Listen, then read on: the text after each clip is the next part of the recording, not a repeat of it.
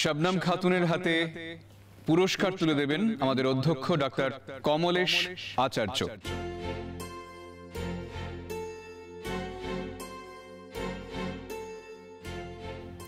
আর তারপর আমরা শবনমের কাছ থেকে তার জীবন যুদ্ধের কথা শুনব। ইতিমধ্যেই অবশ্য আমি একটা কথা জানতে পেরেছি যে কিভাবে কতটা লড়াইয়ের মধ্যে দিয়ে শবনম গ্রাম থেকে এই কলকাতা শহরে এই কলেজে ভর্তি হতে পেরেছে, ডাক্তারি পড়তে পেরেছে। আরো অনেক কথা শোনা বাকি, সে কথাগুলোই শুনতে চাই এবং সঙ্গে সঙ্গে শবনমকে শুভেচ্ছা জানাতে চাই তার আগামী দিনেও এই সাংঘাতিক লড়াইয়ের মধ্যে দিয়েও এগিয়ে চলার জন্য। বলছি আমি কিছু কথা বলতে চাই, যদি আমাকে অনুমতি দেওয়া হয়। আজকে তো শবনমেরই দিন, আসলে শবনম কিছু কথা বলতে চাইছে আপনাদেরকে, আর আজকের দিনে শবনমকে অনুমতি দেওয়া হবে না এ তো ভাবাই যায় না। শবনম এসো, বলো।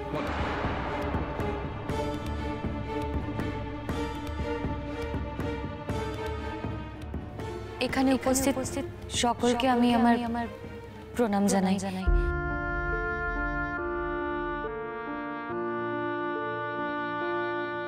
আমাকে কলেজ থেকে একটা চিঠি পাঠানো হয়েছিল এখানে পুরস্কার নিতে আসার বিষয়, এবং সেই চিঠি পড়ে আমি জানতে পারি যে আমার পরম আত্মীয় ইকবাল মামার চিকিৎসা করার জন্য আমি আজ পুরস্কার পাচ্ছি।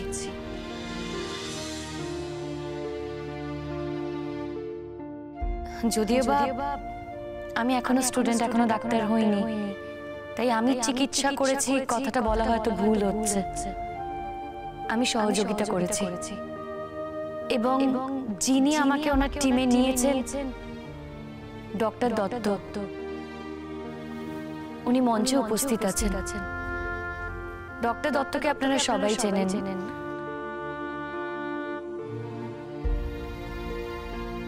উনি একজন স্বনামধন্য ডাক্তার, আর এছাড়াও এই টিমে ছিল নবীন ডাক্তার ডক্টর যশজিৎ বোস। আজকে আমি ওনাদের দুজনকে ধন্যবাদ জানাই ওনাদের টিমে আমাকে নেওয়ার জন্য।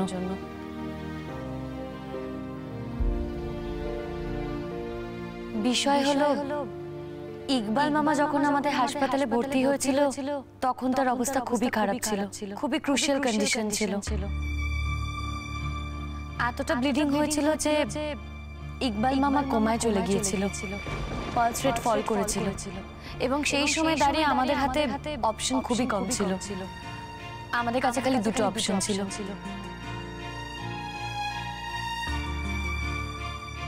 প্রথম অপশন, যে ইনজেকশনটার কথা ডক্টর দত্ত আর বোস বলছিলেন, সেটা যদি ওনাকে পুশ করা হতো তাহলে হয়তো কোমা থেকে ইকবাল মামা ফিরে আসতে পারতো।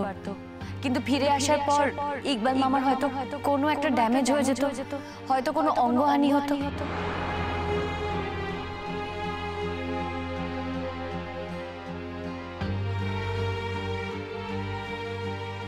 আর দ্বিতীয় অপশন, আমি যে ইনজেকশনটা পুশ করার কথা ভেবেছিলাম তাতে হয়তো ইকবাল মামা কোমা থেকে সুস্থ হয়ে ফিরতো। সেই মেডিসিনটা পুশ করলে হয়তো ইকবাল মামা বেঁচে উঠতো এবং সুস্থভাবে বেঁচে উঠতো। কিন্তু একটাই অসুবিধা ছিল, মেডিসিনটা এতটাই স্ট্রং ছিল যে এই সময় হয়তো শরীর ওই মেডিসিন নিতে পারে না। অনেক ক্ষেত্রে এটা হয়ে থাকে। কিন্তু আমি সেকেন্ড অপশনেই যেতে চেয়েছিলাম। যদি বা প্রথম অপশনেও ইকবাল মামার প্রাণ যাওয়ার আশঙ্কা ছিল, সঙ্গে ইকবাল মামার অঙ্গহানিরও আশঙ্কা ছিল।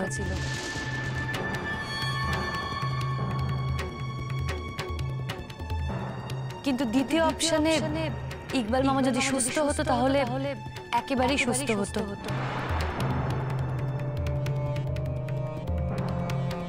না হলে ইকবাল মামাকে হয়তো আমরা হারাতাম। আমাকে অনেকবার বারণ করেছিল ডক্টর দত্ত এবং ডক্টর বোস, কিন্তু আমি কারোরই কথা শুনিনি।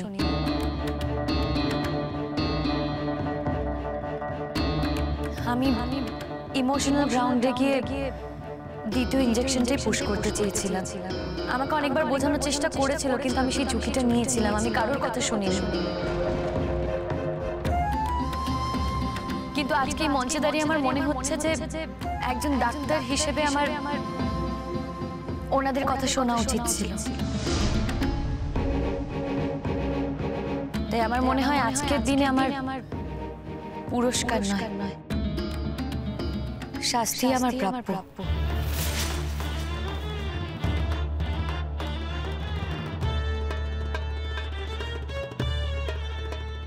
আসলে ইকবাল মামার সাথে আমার এতটা ইমোশনাল কানেকশন, আমার মনে হয়েছিল যে ইকবাল মামা যদি কোনো অঙ্গহানি হয় কিংবা একটা মানুষ যদি ওইভাবে বেঁচে থাকে, সেটা বেঁচে থাকা নয়। তাই আমি সেকেন্ড ইনজেকশনটা পুশ করি। কিন্তু ডক্টর দত্ত আর ডক্টর বোস একটা অ্যান্টিডট রেডি করে রেখেছিল।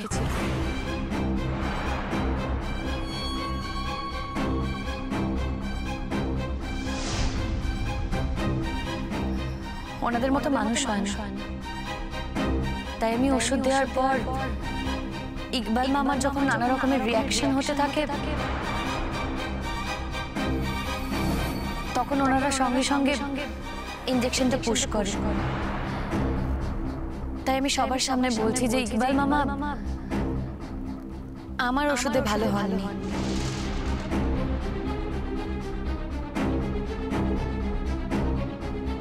উল্টে আমার ওষুধে ইকবাল মামার ড্যামেজ হয়েছিল। বড় ইকবাল মামা ভালো হয়েছিল ডক্টর দত্ত আর ডক্টর বোসের ওষুধে।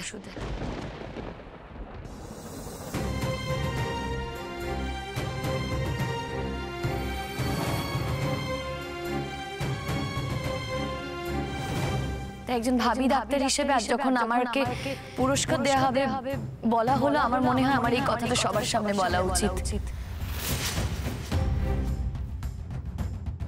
এই পুরস্কারটা পাওয়ার যোগ্য আমি নই। তাই আপনাদের সবার সামনে আমি স্বীকার করছি এবং সবাইকে প্রণাম জানিয়ে আমি বলছি যে এই পুরস্কারটা আমি গ্রহণ করতে পারবো না।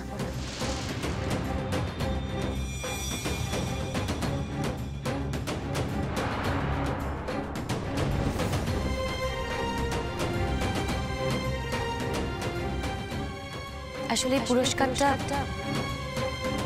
ডক্টর বোস আর আমাদের স্যার ডক্টর দত্তরই পাওয়া উচিত।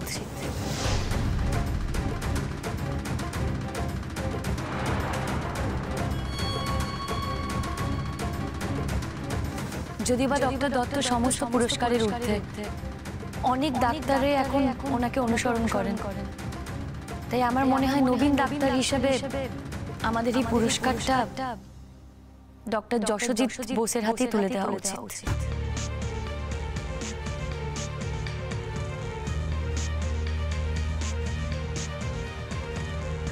নমস্কার, আমার কিছু বলার নেই। এক মিনিট।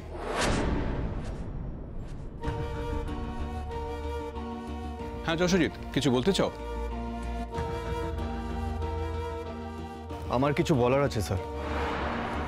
আপনার অনুমতি থাকলে আমি দুটো কথা বলতে চাই, প্লিজ স্যার। অফকোর্স, ইনফ্যাক্ট তুমি যদি না বলতে আমিই বলতাম। এসো, সত্যিটা বলো।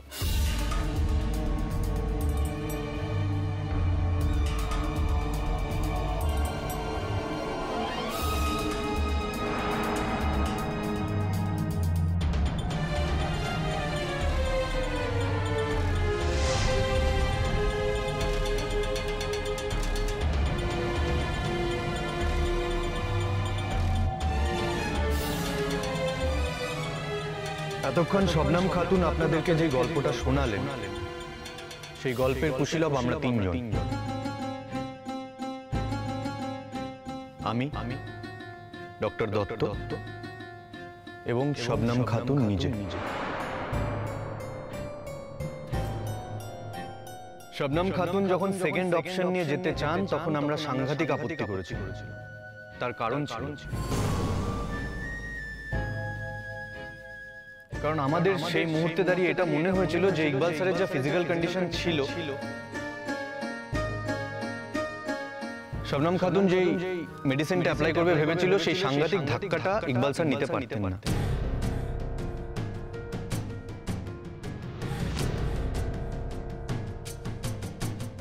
অন্যদিকে আমরা যে মেডিসিনটা অ্যাপ্লাই করব ভেবেছিলাম সেটা অ্যাপ্লাই করলে হয়তো ইকবাল স্যার বেঁচে যেতেন, কিন্তু সারা জীবন অসুস্থ হয়ে যেতেন।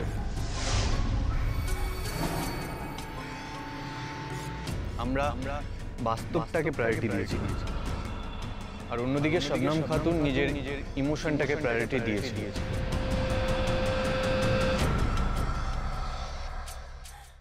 তবে সেই সময় সেই মুহূর্তে দাঁড়িয়ে শবনমের অ্যানালিসিস, শবনমের অপশন বেছে নেওয়ার ক্ষমতা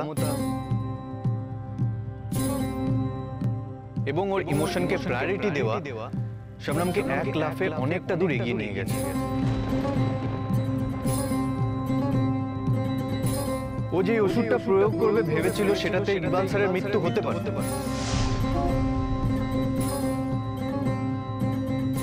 অন্যদিকে আমরা যে মেডিসিনটা প্রয়োগ করব ভেবেছিলাম সেটাতেও ইকবাল স্যারের মৃত্যু হতে পারত। এই দুটো কেসে কিন্তু একটা জিনিস খুব কমন, ইকবাল স্যারের মৃত্যু।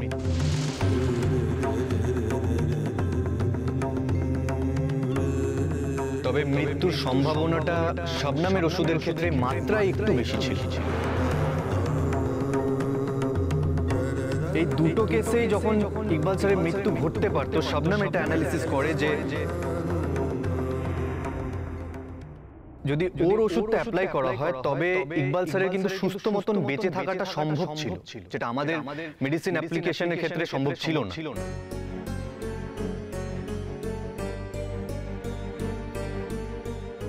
ও সমস্ত পয়েন্টগুলোকে ইগনোর করে এটাকে হাইলাইট করে যে কেননা ওর ওষুধটাকে অ্যাপ্লাই করা হোক, যাতে ইকবাল স্যার যদি বেঁচেও যায় তাহলে যাতে সুস্থভাবে বাঁচে।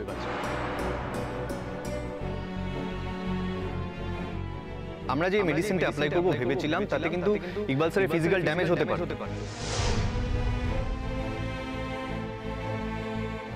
এই কথাটা সত্যি যে উনি সারা জীবন জীবন মৃত হয়ে বেঁচে থাকতেন। আর একটু আগে শবনম যে কথাটা বলল যে ইকবাল স্যারের মতন মানুষ সারা জীবন জীবন মৃত হয়ে বেঁচে থাকার থেকে মৃত্যুটাকে অ্যাকসেপ্ট করে নেবে সবার আগে।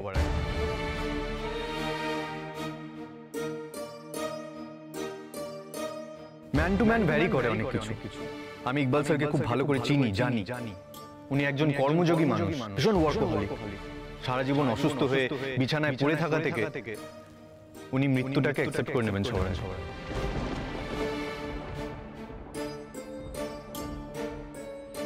কারণ ওনার কাছে ওটাই মৃত্যু তুল্য, মৃত্যুর বরাবর।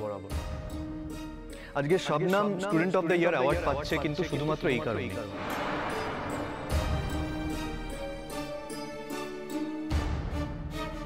আর যে কথাটা শবনম বলছে যে ওর ওষুধকে প্রতিরোধ করার জন্য আমরা যে ওষুধটা তৈরি করে রেখেছিলাম সেটা কিন্তু ঠিক, কিন্তু ওই ওষুধ কিন্তু আমরা কেউ প্রয়োগ করিনি।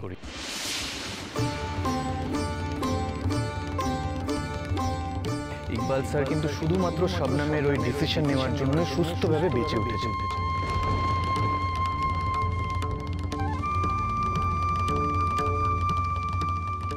তাই এই পুরস্কার আজ শবনম খাতুনেরই পাওয়া উচিত।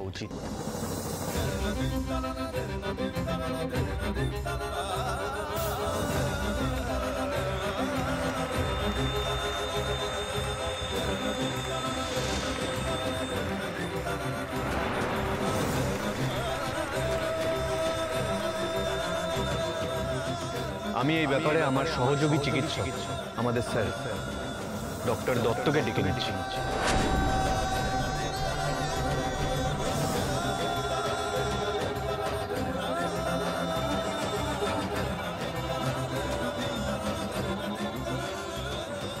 এ ব্যাপারে আমার কিছু বলার নেই। জজ যা বলেছে সম্পূর্ণ সঠিক, কিন্তু শবনমকে আমার একটা কথাই জিজ্ঞাসা যে শবনম এই ধারণায় উপনীত হল কি করে? আমরা অন্য একটা ওষুধ কাউন্টার করার চেষ্টা করেছিলাম বলেই ইকবাল প্রাণে বেঁচে আছে। আমার মনে হয় এ কথাটা সম্পূর্ণ ভুল। আমি জানি আজকের এই অনুষ্ঠানে ইকবাল বাবু উপস্থিত রয়েছে।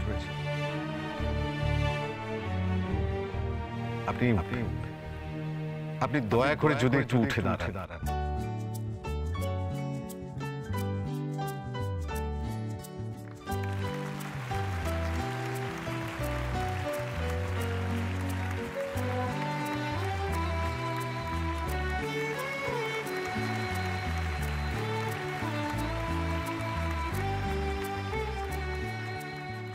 শবনমকে আমি তার শিক্ষক হিসেবে একটু শাসন করে বলতে চাই, শিক্ষকের উপর তার এমন অবিবেচনা হলো কি করে? আমি এমন কোন স্টুডেন্টকে স্টুডেন্ট অফ ইয়ার দেব না যার কোন রকম কোনো যোগ্যতা নেই, যে অ্যাওয়ার্ড পাওয়ার সঙ্গে একটু করুণা মিশে থাকে। শবনম নিজের যোগ্যতার পুরস্কার পাচ্ছে, সে নিজেকে প্রমাণ করেছে, তাই এই পুরস্কার পাচ্ছে। আমার কথাই ধন্যবাদ।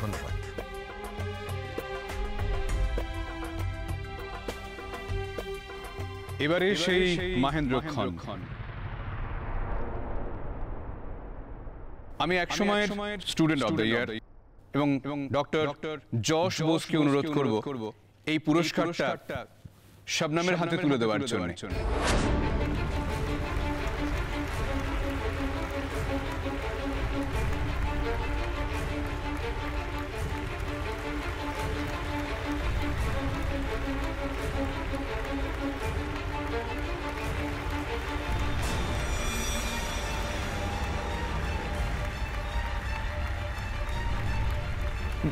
এসব কি হচ্ছে কি রোহিণী? যশ এসব কি করছে? এই দৃশ্যটাও আমাকে এখন এখানে বসে বসে দেখতে হবে। মানে আমরা যে এত সব কিছু করলাম, যশ তো নিজেই তো ব্লান্ডার করছে না। আমি না বুঝতে পারি না যশের সমস্যাটা কোথায়, জানিস তো? আচ্ছা রোহিণী, তুই এত সব কিছু দেখার পরেও চুপ করে থাকবি?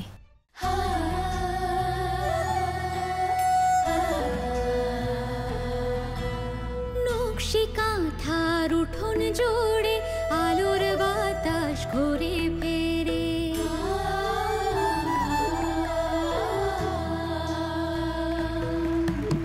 নকশি কাঁথার উঠোন জোড়ে আলোর বাতাস ঘুরে ফেরে, মাসের ডাকে পথের বাঁকে গল্প বলা ভোর, ছাতিম ফুলের সুবাস দোলে, নকশি কাঁথার মাঠ পেরোলে, আসমানি রং হাতছানি দেয়, রঙিন খুশির ডোর, গল্প গাথা নকশি কাঁথা।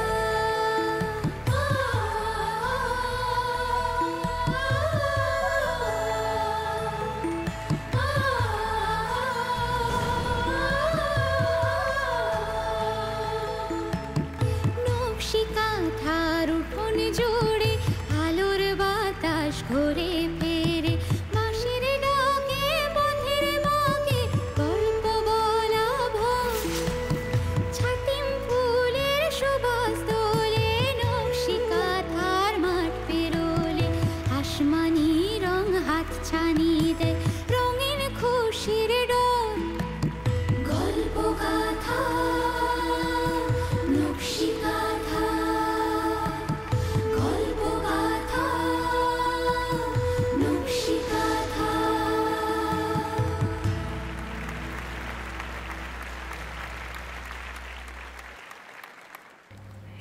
এটা হতে পারে না, এটা কিছুতেই হতে পারে না। আমি মানব না এটা।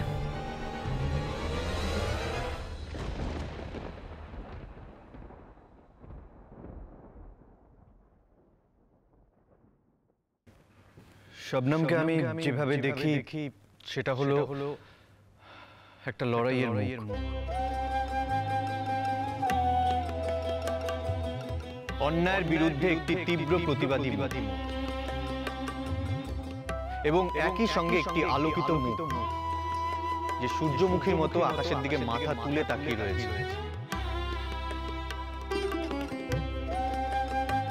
নিজের শরীরে এবং মনে সেই রোদ্দুর মেখে নেওয়ার জন্য। আমার জুনিয়র এবং এই কলেজের ছাত্রী শবনম খাতুনকে এই পুরস্কার তুলে দিতে পেরে আমি নিজেই সম্মানিত বোধ করছি।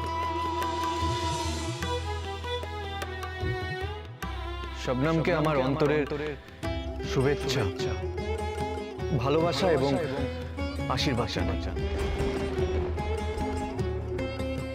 এবং আশা করে রইলাম যে ভবিষ্যতে শবনম একটা দৃষ্টান্ত হয়ে উঠবে। সারা পৃথিবীতে ওর নাম সসম্মানে উচ্চারিত হবে।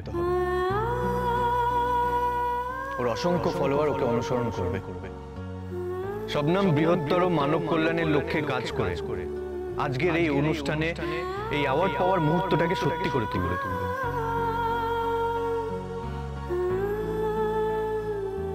ভবিষ্যতে পৃথিবীকে অনেক দূর এগিয়ে নিয়ে যাবে শবনম, এটাই আশা রাখি।